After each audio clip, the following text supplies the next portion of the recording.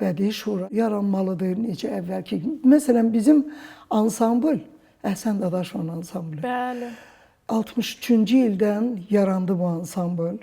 Allah onu rəhmət eləsin, o mənim sənət bələdçim olub, Əhsən müəllim.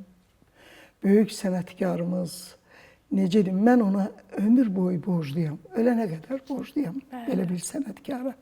2 il biz Ramiz Mustafayevin xorunun tərkibində olduq.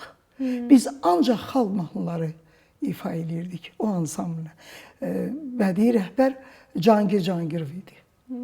Deməli, 65-ci ildə biz istədik ki, ayrılaq xordan. Ansamblının ifaları səsləndi. Ora gəldi Ənvər Əlibəyli rəhmətlik.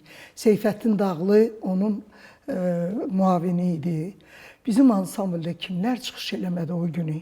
Şövkət Ələkbərova, Gülağa Məmmədov, İslam Rızayev, Rauf Adgözəlov, Sarı xanım da vardı deyəsən. Yəni, o gün bizə icazə verildi ki, ansambl sərbəstlik olsun ansamblda, biz radyo, televizyonun tərkibinə qoşulaq. Yəni, indi ansambllər yaranır, lentə yazdırırlar, gəlirlər. Soruşan yoxdur ki, bu keçib senzuradan. Bu dəqiqə hərcimərcilik demək olar yaranıb. Gör, o boyda ansambl, o dahi bizim sənətkarımız Əhsən Dadaşovun da üstündə bir nəzarət. Yəni, hiss elədiniz bunu, bildiniz də. Bax, belə ta 76-cı ildə Əhsən müəllim ki, rəhmətə getdi. Ondan sonra mən ansamblı buraxdım. Yəni, dedim, ondan sonra mənə lazımdır ansamblda çıxışlar eləmək. Və 80-ci ildə biz təzə ailə qurmuşduq Ariflə. Rəşid Beypudov məni dəvət elədi öz mahnı teatrına. Bəli.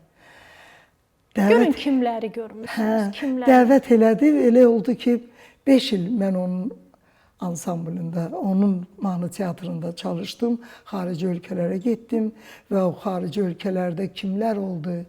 Müslüm Maqamayev, Lütfiyar İmanov, Rəşid müəllim, heçdə daha Rəşid müəllim rəhbər idi.